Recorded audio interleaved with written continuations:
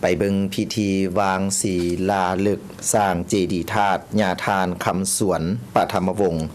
อดีตประธานองค์การพุทธศาสนาสัมพันธ์ลาวเมืองนาไซทองนครหลวงเวียงจันทน์และทั้งเป็นอดีตเจ้าอธิการวัดนาสายเหนือเพื่อเป็นการระลึกถึงคุณงามความดีของญาทานคำส่วนปฐมวงศ์อดีตประธานองค์การพุทธศาสนาสัมพันธ์ลาวเมืองนาไซทองนครหลวงเวียงจันทน์อดีตเจ้าอธิการวัดศิริธรรมารามบ้านนาทรายทองเหนือดังนั้นในตอนบ่ายของวันที่7พฤษภาคม2025องค์การพุทธศาสนาสัมพันธ์ลาวเมืองนาไซทอง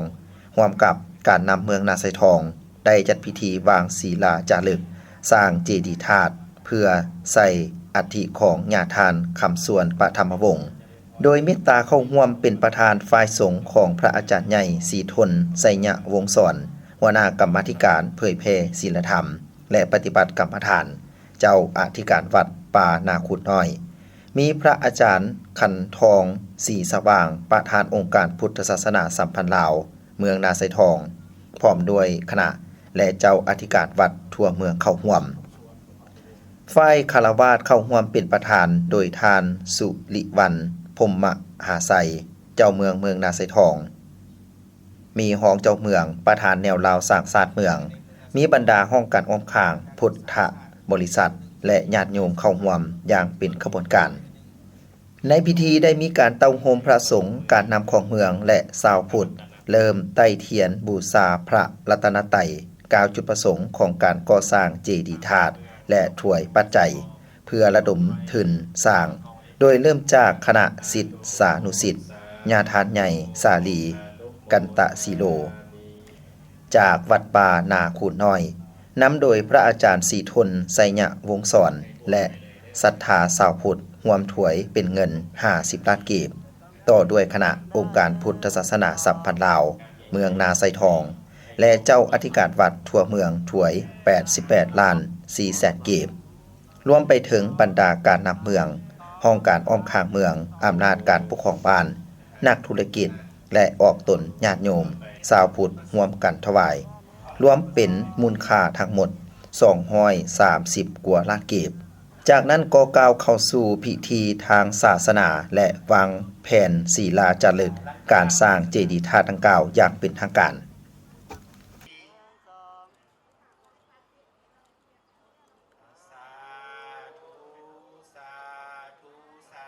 ท่านสุริวันพรหมหาไสยเจ้าเมืองนาไซทองได้กล่าวว่าการสร้างเจดีย์ธาตุใส่อัฐิพระอาจารย์คำส่วนปฐมวงศ์ที่พวกเรากำลังจะสร้างขึ้นนี้บ่ได้เป็นเพียงแต่สิ่งปลูกสร้างทางด้านวัตถุเท่านั้นแต่เปรียบด้วยคุณค่าทางด้านจิตใจเป็นอนุสรณ์แห่งความดีและศูนย์รวมแห่งศรัทธาที่ศิษย์สานุศิษย์ของเพิ่นจะได้ระลึกถึงบุญคุณของพระอาจารย์ทั้งในด้านการเผยแพร่ศีลธรรมและการเป็นแบบอย่างแห่งการปฏิบัติในนามต่างหน้าคณะรับผิดชอบพิธีขออนุโมทนาในจิตศรัทธาของบรรดาทานทุกทานที่ได้ร่วมแห่งร่วมใจกันในการสืบสานพุทธศาสนาในครั้งนี้คือดังฮู้นำกันแล้วว่าการจะสร้างเจดีย์ธาตุใส่อัฐิของพระอาจารย์คำส่วนปฐมวงศ์จะเกิดขึ้นบ่ได้ถ้าหากบ่ได้รับการร่วมมือจากทุกภาคส่วนก็คือจากแห่งศรัทธาของบรรดาทานชาวพุทธซึ่งเจดีย์ธาตุที่กำลังจะสร้างขึ้นแม้นมีลวงสูง9เมตร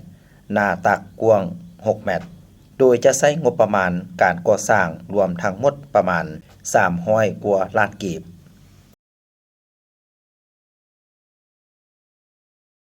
ใบดีบรรดาท่านที่นับถือและแพงวันนี้ข้าพเจ้า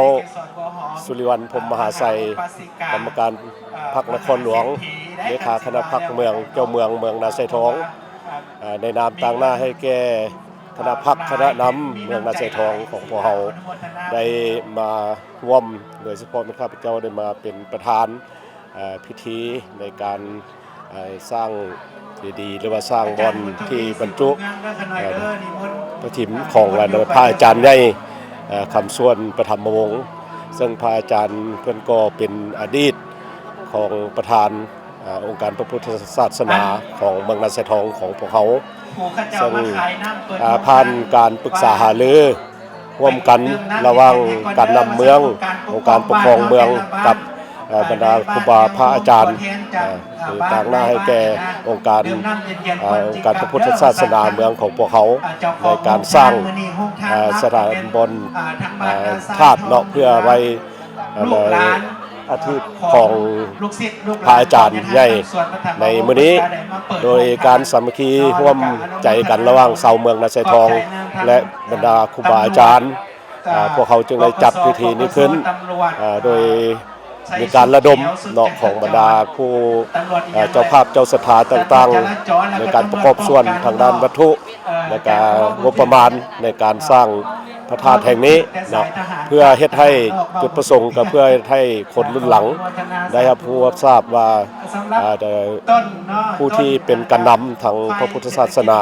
ของเมืองของพวกเขาซึ่งได้มีคนงานงามความดีในการเผยแพร่ศีลธรรมต่างๆและมันเป็นการสร้างให้เด็กรุ่นหลังได้มีความเข้าใจและความสามัคคีฮักแพงกันระหว่างประชาชนและองค์การพระพุทธศาสนากันสั้นและทางชาวเมืองนาไซทองของเขาจึงได้พร้อมพากันจัดพิธีนี้ขึ้นเพื่อระดมทุนในการสร้างพระธาตุแห่งนี้ไว้เพื่อให้คนรุ่นหลังเนาะได้มีความรับรู้รับทราบเกี่ยวกับคุณงามความดีของพระอาจารย์ซึ่งเป็นรุ่นเบิกทางให้แก่ชาวเมืองนาไซทองรุ่นหลังขอขอบใจบรรดาท่านและที่ได้ให้การสนับสนุนทางด้านวัตถุปัจจัยเนาะในการประกอบส่วนในการสร้างธาตุแห่งนี้และก็หวังอย่างยิ่งว่าจะสำเร็จตามจุดประสงค์ระดับคาดหมายซึ่ง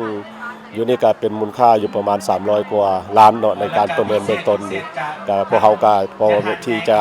เฮ็ดใดๆให้การก่อสร้างได้สำเร็จตามจุดประสงค์ระดับคาดหมายพร้อมเดียวกันนั้นก็ขอบอกขอบใจบรรดาท่านที่เข้าร่วมในงานมื้อนี้เนาะในพิธีมื้อนี้แล้วก็ได้ประกอบส่วนวัตถุปัจจัยขอให้ใน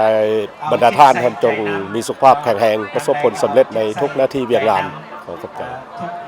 ในโอกาสนี้ทานภูวงศ์พามีสิทธิ์เจ้าของห้านคำภูวงศ์ในนามนักธุรกิจที่ได้ร่วมทำบุญและถวายเงินจำนวน10ล้านกีบเพื่อร่วมสร้างเจดีย์ธาตุดังกล่าวก็ได้ให้สัมภาษณ์ว่า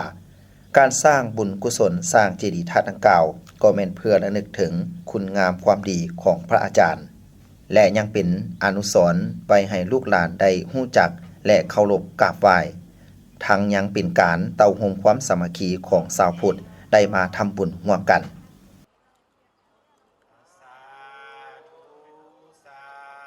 การใหญ่ๆมันจะได้ให้ความอุปถัมภ์เฉพาะแต่วัด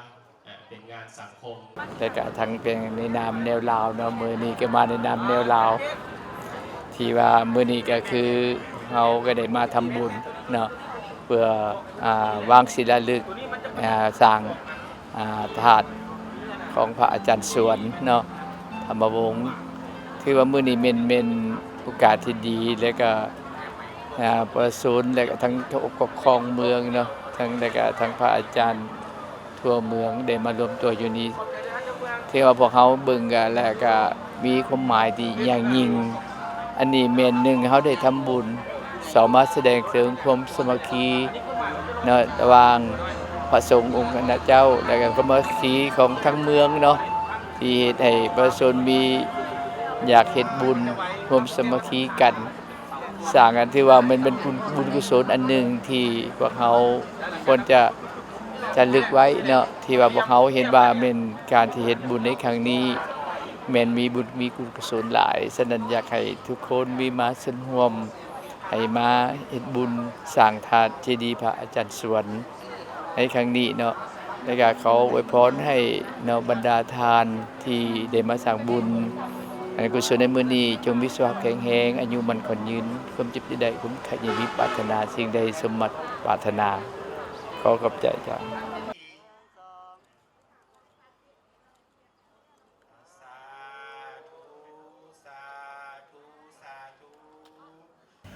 ส่วนการก่อสร้างเจดีย์ธาตุใส่อัฐิญาทานคำส่วนปฐมวงศ์อดีตประธานองค์การพุทธศาสนาสัมพันธ์เมืองนาไซทอง